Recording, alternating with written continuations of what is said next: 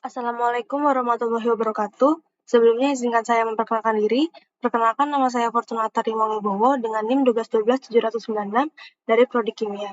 Sebelumnya di sini saya akan mempresentasikan tugas metodologi penelitian saya, yaitu seminar proposal dengan judul sintesis dan karakterisasi nanopartikel ZNO terdoping Fe untuk fotodegradasi zat warna rodamin B. Industri tekstil menjadi salah satu dari 10 komoditas produk unggulan industri yang berada di Indonesia. Hal ini membuat industri tekstil berperan penting di Indonesia, sebab industri tekstil dapat menyerap tenaga kerja, berperan dalam memenuhi kebutuhan sandang, dan menyumbang devisa Indonesia.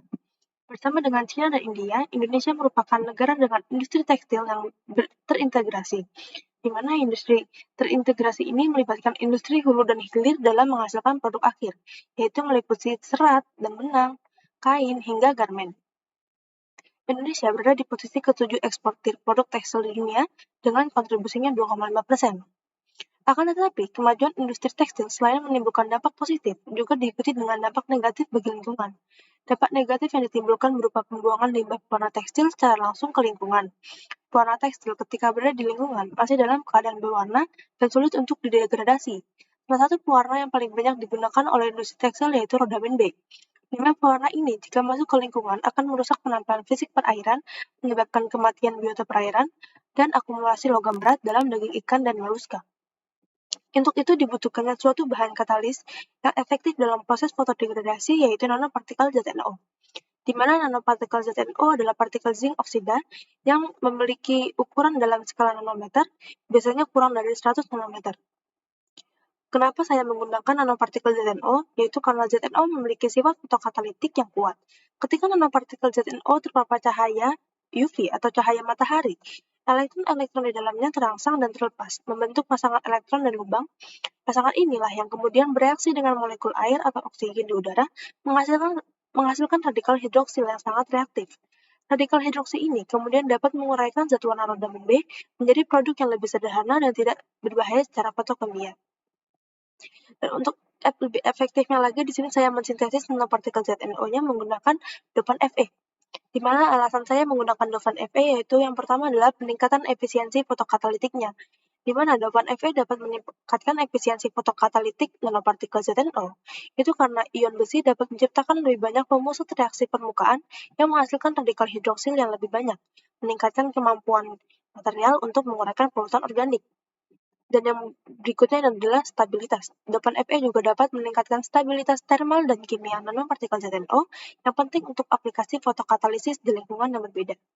Dengan demikian, penggunaan dopan Fe pada nanopartikel ZNO dapat meningkatkan kinerja fotokatalisisnya dan menyesuaikan dengan berbagai aplikasi lingkungan.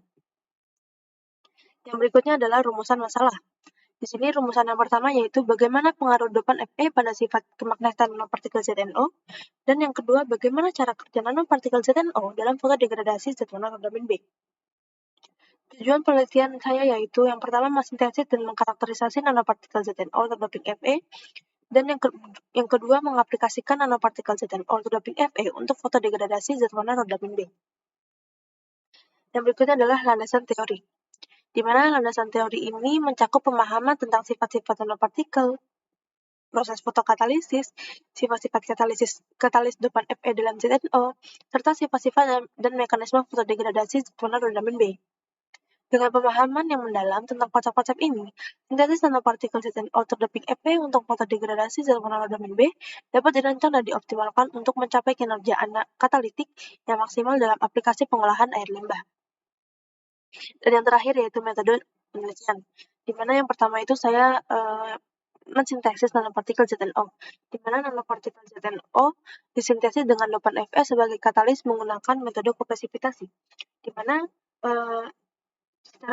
di mana langkah untuk metode kopresipitasi ini yang pertama yaitu pembuatan larutan prekursornya, di mana nanti si zinc dihidroksida itu akan dicampurkan dengan FeCl3 dan akan kopresipitasi, yaitu akan dicampur secara homogen. Biasanya sih kalau saya sih akan digunakannya pengadukan menggunakan magnetic stirrer dengan suhu tertentu. Lalu yang berikutnya ketika sudah terdapat endapan-endapan akan dicuci dengan Jadi untuk menghilangkan ion-ion yang tidak diinginkan atau residu larutan prekursornya. Lalu yang berikutnya akan dikeringkan, endapan yang telah jadi itu akan dikeringkan di oven sekitar 5-6 jam, dan yang terakhir itu adalah yaitu pemanasan, di mana nanti endapannya itu akan dikasih nasi pada suhu tertentu untuk membentuk nanopartikel ZNO atau WFE. Lalu yang berikutnya adalah karakterisasi nanopartikel, mana nanopartikel ZNO itu akan dikarakterisasi menggunakan uji diffraksi sinar X, uji SEM, dan uji LTIR. Dimana tujuannya karakterisasi ini adalah untuk melihat kayak sifat-sifat dari nanopartikel ZNO yang terbentuk.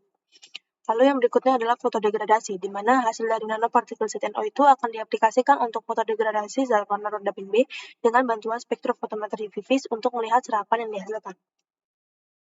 Cukup sekian presentasi yang saya bisa sampaikan, kurang lebihnya mohon maaf. Saya ucapkan makasih dan selamat siang. Selamat